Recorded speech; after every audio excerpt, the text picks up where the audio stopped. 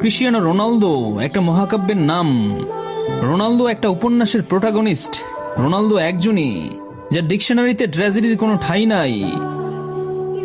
পতনের পরেও দুর্দান্ত কামব্যাকের নাম ক্রিস্টিয়ানো রোনালদো। একটা প্লেয়ারের ফুটবল ক্যারিয়ার একটা জীবনের গল্পের সমান, যে গল্পে আছে হার না মানা জেদ, আছে ইংলিশ প্রিমিয়ার লিগ, স্প্যানিশ লা লিগা, ইতালিয়ান সিরিয়া, সর্বশেষ সৌদি প্রো লিগ জেতার রেকর্ড।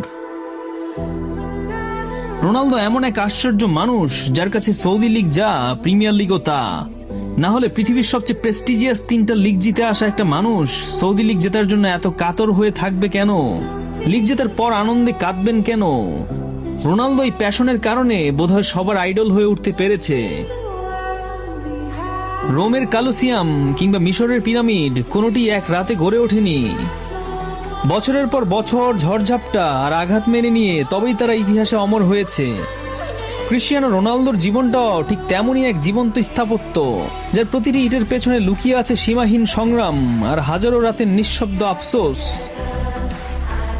অথচ এই মানুষটাই একসময় ইউরোপের বড় বড় সব ক্লাবকে নিজের রাজত্বে পরিণত করেছিলেন।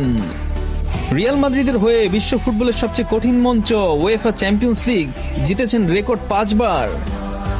ইউরোপ তখন ছিল তার পায়ের নিচে আর পুরো বিশ্ব ছিল তার স্তুতিতে মগ্ন। কিন্তু তাজমহলের গায়েও যেমন দাগ লাগে, তেমনি অতিমানবকেও সইতে হয়েছিল ভাগ্যের নির্মম পরিহাস। ইউরোপের সোনার সিংহাসন ছেড়ে যখন সৌদির মরুভূমিতে পা রাখলেন, শুরু হলো এক অন্য লড়াই। আল নাসেরের জার্সিতে শিরোপার খুব কাছে গিয়েও একের পর এক পরাজিত ম্যাচ, ট্রফিহীন মৌসুমে এক একটি শূন্যতা তাকে উপহার দিয়েছিল এক বুক গ্লানি। আর ঠিক তখনই ধেয়ে এসেছিল নির্মম ট্রল, সস্তা উপহাস। নিন্দুকেরা হেসে বলেছিলেন, মরুভূমির বালুচরে হারিয়ে গেছে রাজার ধার, তার সময় শেষ। কিন্তু তারা ভুলে গিয়েছিল রোনালদো কোনো সাধারণ মাটির মূর্তি নন, তিনি গ্রিসের সেই প্রাচীন অলিম্পাসের মতো এক অটল পর্বত। বয়স যখন 41, মানুষ তখন বুটজোড়া তুলে রাখার কথা ভাবেন। তখনও তিনি অতীতের পরাজয়ের ক্ষতগুলোকে জ্বালানি বানিয়ে লড়ে গেছেন।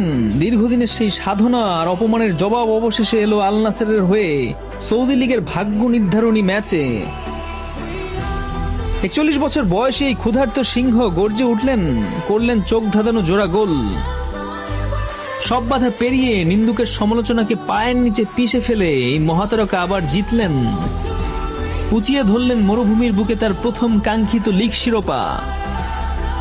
তাই তো আজ সমস্ত ব্যর্থতার ধুলো ঝেড়ে নিন্দুকের মুখের উপর বুক টান টান করে বলা যায়, আমি গেলাম অনন্ত মহাকাশে, নিন্দুকেরা বলে আমার পায়ে মাটি নেই।